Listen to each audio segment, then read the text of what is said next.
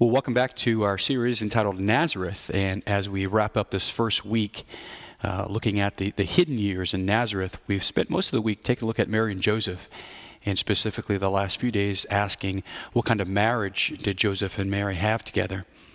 We've kind of unpacked, in essence, Mary as a wife and Joseph as a husband, and I guess the natural progression of leaving them as individuals would really lead us to ask collectively, what kind of marriage did they have together?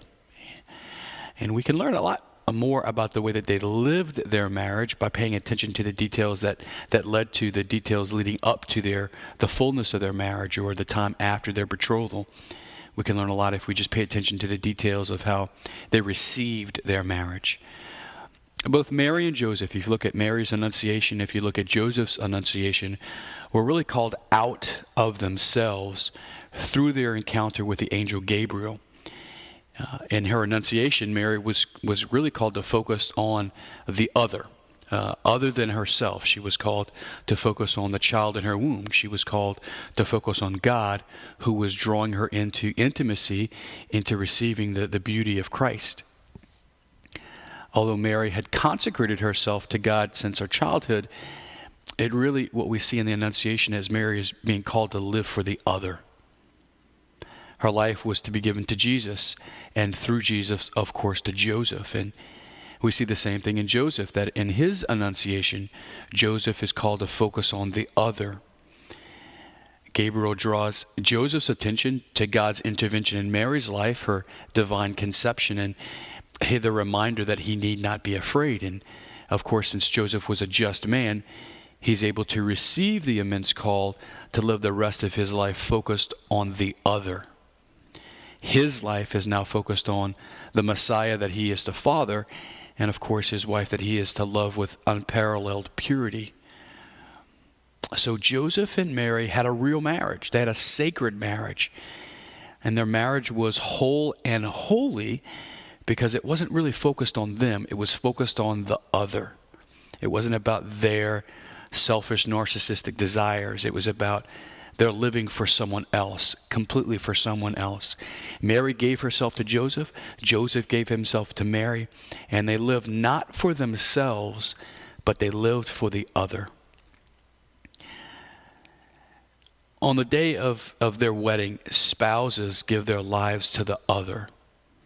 And literally, if you watch the vows that a husband makes to his wife and that a wife makes to her husband, they give themselves completely to the other in their vows. But I think we all know that a lot of marriages struggle because we try to take our life back. Or it's been said to me as I was with a director here on retreat who gave me permission to say this, that on the day of his ordination, he gave his life to God, and most of his struggles in his priesthood is because he's trying to take it back. What happens in marriage and ordination is that we give our life to God, we give our life away. And most of the struggles in marriages and in priesthood is when we try to take our life back after we've given it away.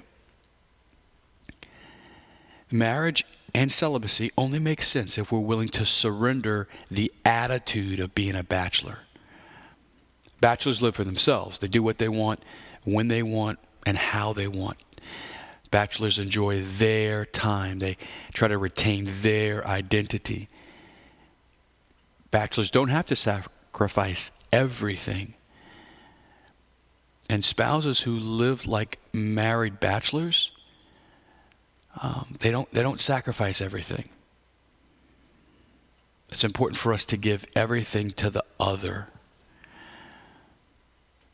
Now, there's a reason that Braveheart and Gladiator and Saving Private Ryan are movie blockbusters. They capture this anthropological adventure inside the masculine heart. Every man wants a battle. Every man wants an adventure. There's something about the martyr or the hero that I really think appeals to the man's heart. However, most men choose the wrong battle. Instead of fighting the spiritual battle, most men fight the worldly battle. And as John Eldredge says in Wild at Heart, he says most men fight the wrong battle. They fight on the ball field, the bedroom, or the boardroom. They fight the wrong battle, and they run from what is really authentic masculinity, which is a call to die to self and a die to their dreams. If a husband doesn't stop thinking like an independent bachelor, he'll never live the way that Christ asked Joseph to live and how Christ asks husbands to live. Like, Ephesians will never make sense. If a husband is going to live his marriage, he's got to give his life away on the day of his wedding, and he's got to do that every day after. He's got to live not for himself and what he wants, but he's got to live for the other. And so what Joseph does is Joseph models for husbands the way that they need to live not for themselves, but for the other. The same is true for the feminine heart. The feminine heart naturally desires to be an adventurer also. However, the feminine heart desires to be the one pursued, the one rescued. Epic legends such as Cinderella or Rapunzel or Sleeping Beauty are timeless because they capture the feminine heart's desire to be pursued and rescued. Most wives desire to give their hearts away. Most women really desire to live for the other. However, if a woman's heart is wounded or she tries to protect herself and learns not to trust, then even wives will struggle to live for the other out of self-protection. And Mary models for wives the need not to live for themselves, but to live for the other. So here's a question for you today. Who are you living for? Have you really given everything to Christ? Are there patterns in your marriage or your celibacy that still have you protecting yourself or trying to provide for yourself or just living out of your own desires?